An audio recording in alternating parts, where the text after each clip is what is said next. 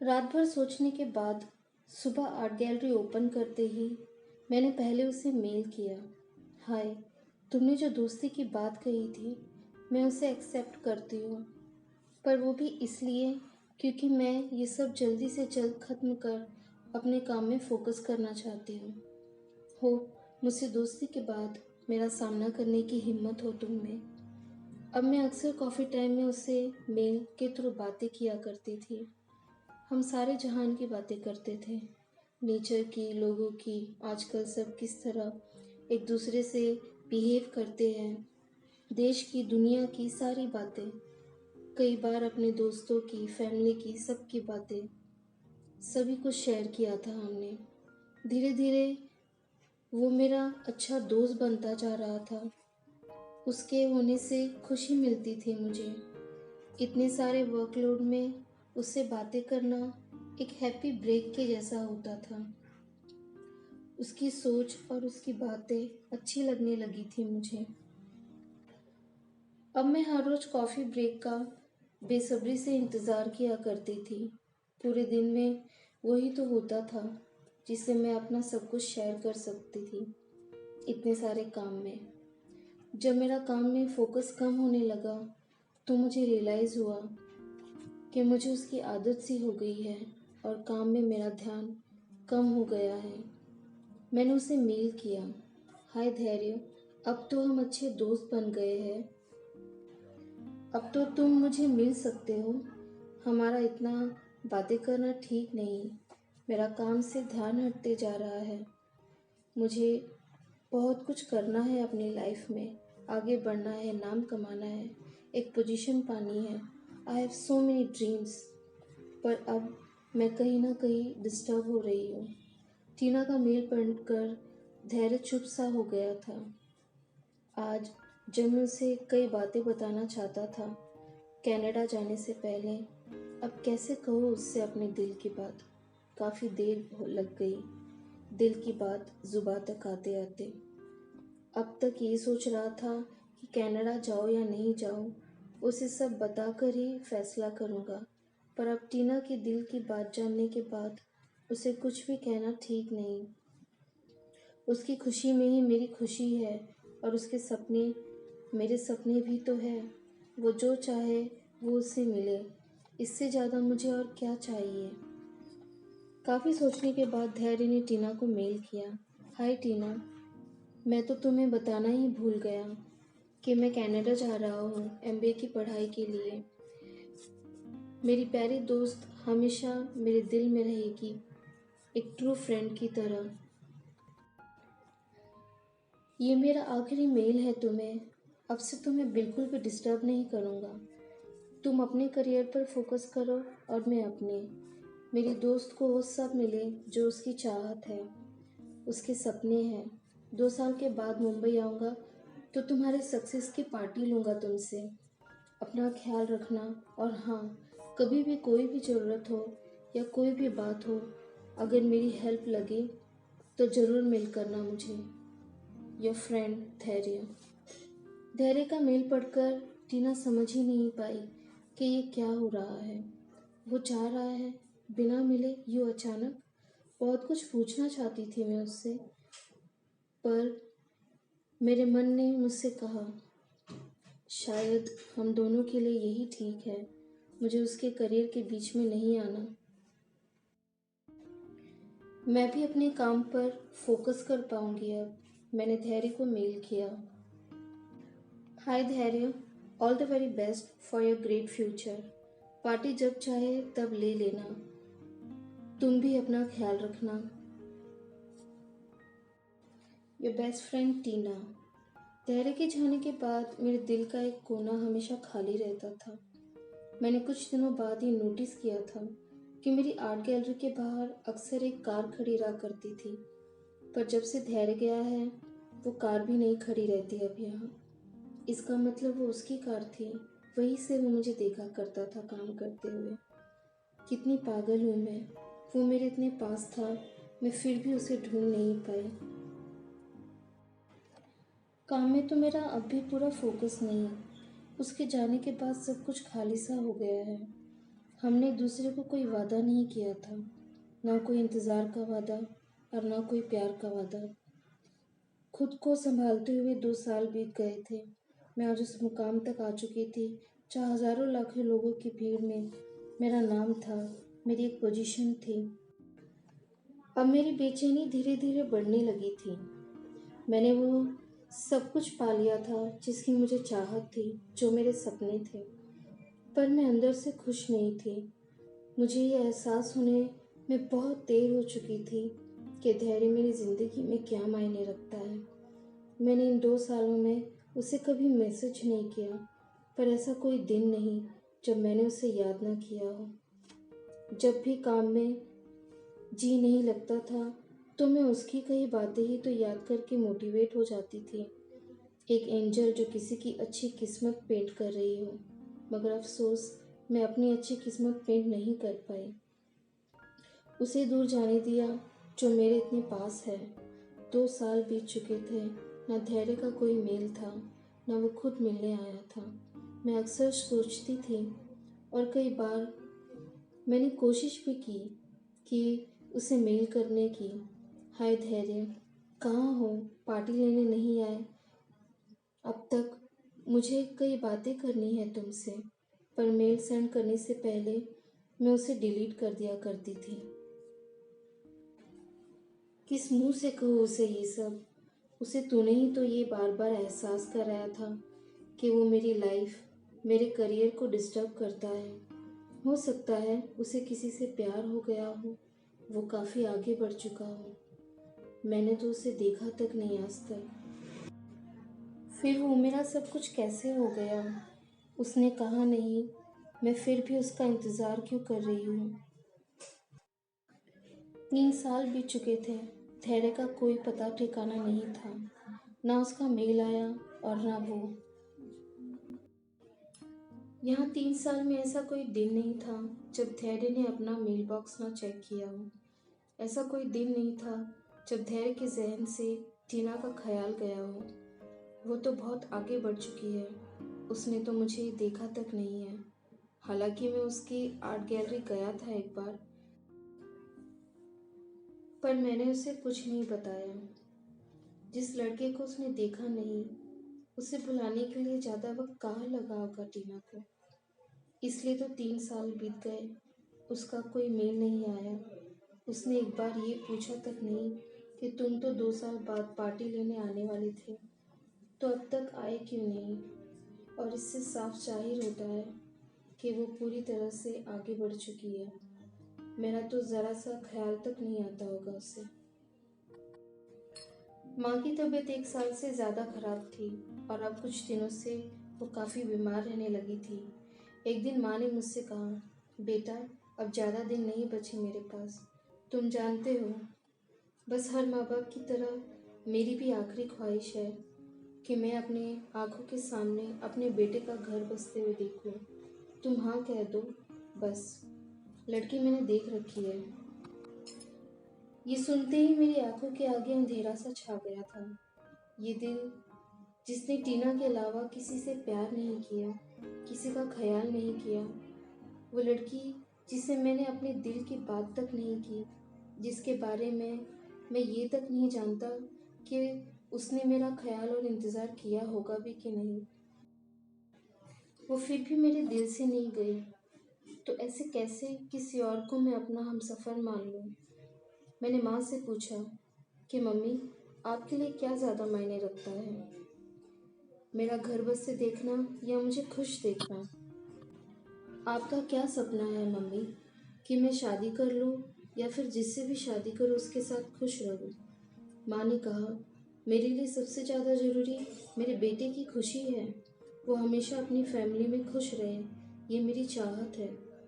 तो मम्मी आप ही बताओ, किसी और से प्यार करते हुए किसी और से शादी कैसे करूं?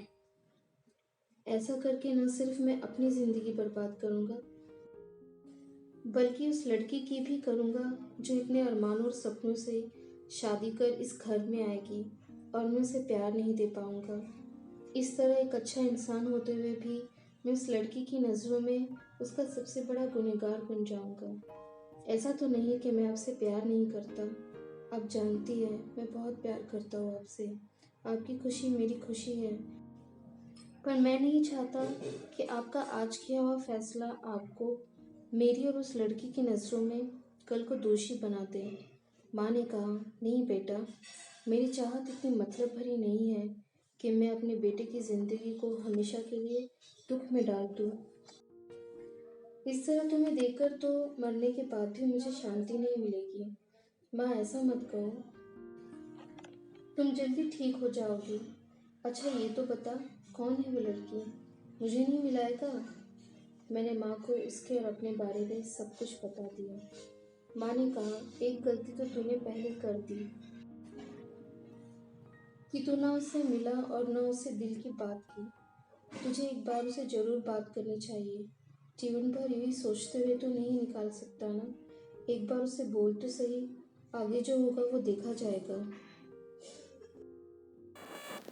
माँ की बात सुनकर मुझे ये कहीं ना कहीं एहसास हुआ कि वो ठीक कह रही है। 3 साल के बाद मैं टीना को मेल करने जा रहा था।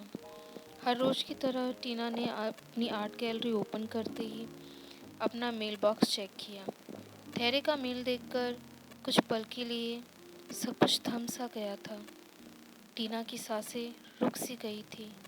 उसे अपनी आंखों पर विश्वास नहीं हो रहा था। कहीं मैं सपना तो नहीं देख रही? ये तो धैर्य का मेल है। मैंने मेल ओपन किया।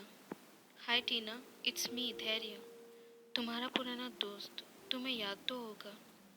कैसी हो? आज मेरा मेल पढ़कर अगर तुम्हें हर्ट हो या तुम्हें बुरा लगे तो उसके लिए मैं पहले से ही माफ़ी मांगता हूँ।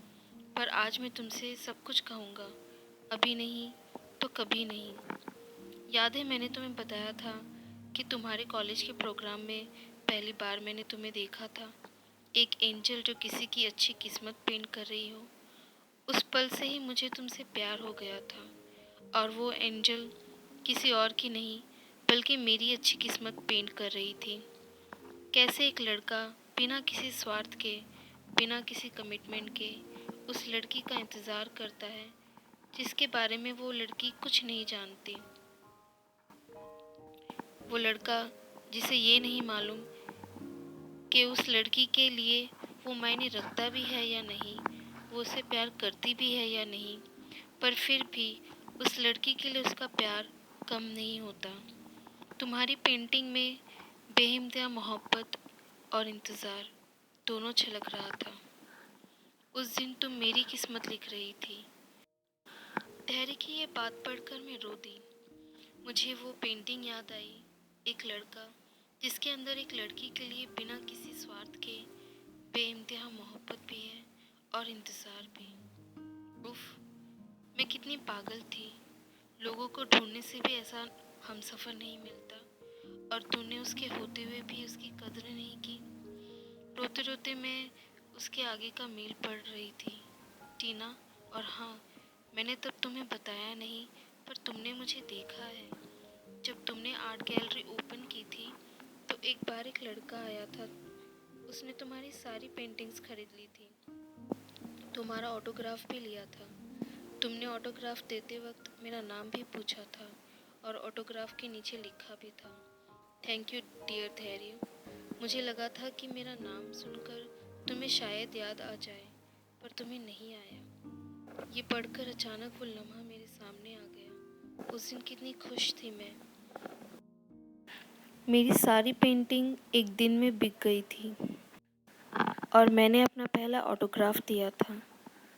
वो मेरे सामने था और मैं उसे पहचान नहीं पाई। अपने सपनों में इतना खो गई कि अपनी हकीकत को, अपने प्यार को सामने देखकर भी नहीं जान पाई, ना पहचान पाई। वो सारे टूटे तार जुड़ गए। कैसे मेरा एक फ़ैन मेरे हर वीडियो को लाइक करता था, कमेंट करता था। उसने इतना शेयर किया कि बहुत कम समय में मेरे इतने व्यूज़ और सब्सक्राइबर बढ़ गए थे। वो तेरी सक्सेस में, तेरे सपनों को पूरा करने में हमेशा तेरे साथ था, पर तू उसे देख ही नहीं पाई। कितनी पागल थी मैं और कितनी बुरी भी। उसने अपना सब कुछ दे दिया और मैं कुछ ना दे पाई सिवाय नफ़रत और गुस्से के। टीना, कनाडा से पढ़ाई के बाद मैं तुमसे मिलने नहीं आ सका क्योंकि माँ करीब 1 साल से बीमार है। मेरा सारा वक्त उनकी देखभाल में निकल जाता है और कहीं ना कहीं मुझे ये भी लगा था कि तुमने कभी मेल नहीं किया, तुम मुझे भूल गई होगी। पर आज जब माँ ने शादी की बात की तो मेरा दिल नहीं माना। जिस दिल में सिर्फ तुम बसी हो वो किसी और का कैसे हो सकता है। हाँ टीना, मैं बहुत बहुत प्यार करता हूँ तुमसे और हमेशा करूँगा। अगर तुम मुझे अपने लायक ज़रा सा भी समझती हो तो मुझे मेल करना, चाहे तुम्हारी हाँ हो या ना हो, तुम्हारे दिल में जो भी हो मुझे ज़रूर बताना। टीना को मेल करने के बाद से ही धैर्य का दिल हर पल ज़ोर ज़ोर से धड़क रहा था। क्या वो मेल करेगी मुझे? क्या मैंने उसे मेल करके ठीक किया इतने साल बाद? क्या उसे मैं याद भी होऊंगा? हज़ारों सवालों और पल पल का इंतज़ार। ये इंतज़ार तो इन 3 सालों के इंतज़ार से भी ज़्यादा बड़ा लग रहा था। धैर्य अपने ख्यालों में डूबा हुआ ही था कि न्यू मेल का नोटिफिकेशन आया। धैर्य के दिल की धड़कन और तेज हो गई। टीना का मेल देखकर उसने झट से मेल ओपन किया। उसमें रेड रोज़ था, बिल्कुल वैसा ही जैसा मैं टीना को मेल किया करता था हर रोज़। ये देखकर मेरे चेहरे पर एक सुकून की मुस्कान थी और आंखों में आंसू थे। इतने में एक और मेल आया। जो कुछ भी मैंने किया, क्या उसके बाद माफ़ कर पाओगे मुझे और मेरे प्यार को स्वीकार कर पाओगे? तुम्हारे जाने के बाद ऐसा कोई दिन नहीं जब मैंने तुम्हें याद ना किया हो और हर रोज़ खुद को दोष ना दिया हो।